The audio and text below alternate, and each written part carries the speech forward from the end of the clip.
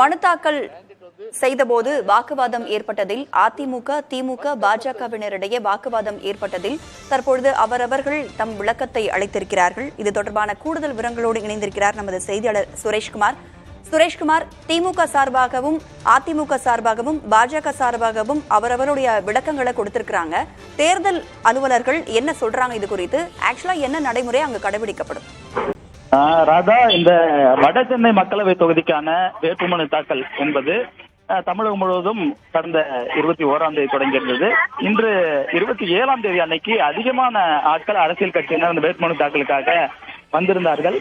இன்று காலையில் அதிமுக சார்பிலும் திமுக சார்பிலும் அவர்கள் தங்களுடைய கட்சியின் சார்பில் போட்டியிடும் வேட்பாளர்களுடைய வேட்புமனு தாக்கல் செய்வதற்காக ஜோன் 5, அதாவது வட சென்னை மக்களவை தொகுதிக்கு உட்பட்ட ஜோன் 5 அலுவலகத்தில் இந்த வேட்புமனு தாக்கல் என்பது அலுவலகம் அமைந்திருக்கிறது. அங்குதான் இந்த வேட்புமனு தாக்கல் செய்வதற்காக அவர்கள் வந்திருந்தனர். அதிமுக தரப்பில் முன்னாள் அமைச்சர் ஜெயக்குமார் மற்றும் நிர்வாகிகள் வந்திருந்தார்கள். அதேபோல திமுக தரப்பில் வேட்புமனு தாக்கல் செய்வதற்கான அந்த வேட்பாளரோடு தற்போதைய அமைச்சர் சேகர்பாபு மற்றும் மேயர் பிரியா உள்ளிட்டவர்கள் வந்திருந்தார்கள். இந்த சூழலில் அதிமுக தரப்பில் நாங்கள் முதலில் வேட்புமனு தாக்கல் செய்வோம் என தெரிவித்திருந்தார்கள். அதே போன்று திமுக தரப்பில் நாங்கள் தான் வேட்புமனு தாக்கல் செய்வோம் என சொல்லியதால் இரண்டு தரப்புக்கும் இடையே ஒரு பிரச்சனை உருவானது.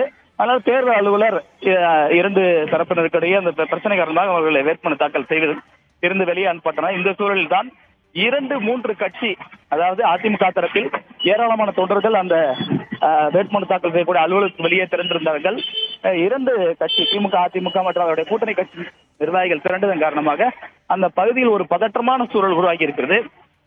நமது ஒளிப்பதிவாளர் அஸ்வின் காரி கொண்டிருக்கிறார். அந்த சூழல் என்பது ஆயிரக்கணக்கான சுமார் ஒரு 2000க்கும் மேற்பட்டோர் அங்கு திரும்பி இருப்பதால் ஒரு பிரச்சனையான சூழல் உருவாகி இருக்கிறது. அதே போன்று அந்த பகுதியில் போக்குவரத்து முற்றிலும் தடைபட்டிருக்கிறது. அதாவது இந்த ராயபுரத்திலிருந்து இந்த மின்ட் நோக்கி செல்லக்கூடிய, மின்ட்டுக்கு அடுத்து செல்லக்கூடிய இடங்கள் எல்லாமே இந்த போக்குவரத்து முற்றிலும் தடைபட்டிருக்கிறது. ஏராளமான கடைகள், இந்த பிரச்சனை உருவானதன் காரணமாக கடைகள் கூட அடைக்கப்பட்டு வருகிறது. பாதுகாப்பு கருதி காவல்துறையினர் அந்த பகுதியில் குவித்திருக்கிறார்கள். திமுக, அதிமுக இடையே பிரச்சனை எழுந்ததால் இரு கட்சிகளின் ஆதரவாளர்கள் சாலையில் குவிந்த வண்ணம் இருக்கிறார்கள். திமுக, அதிமுகவினர், பாஜகவினர் அவரவர் கட்சி கொடிகளுடன் சென்னை தங்கசாலையில் குவிந்துள்ளதால் பதற்றமான சூழல் நிலவி வருகிறது. இதனால் போக்குவரத்து பாதிப்பும் ஏற்படுவதாக சுரேஷ்குமார் கூறியிருந்தார். சுரேஷ்குமார், போக்குவரத்து பாதிப்பு ஏற்பட்டிருக்கிறதுனால அங்கு கடைகள்லாம் அடைக்கப்பட்டிருக்கு. அதனை சீர் செய்ய காவல்துறையினர் எவ்வளவு பேர் குவிக்கப்பட்டிருக்கிறார்கள்? அதனை சீர் செய்ய என்ன நடவடிக்கை எடுக்க போறாங்க?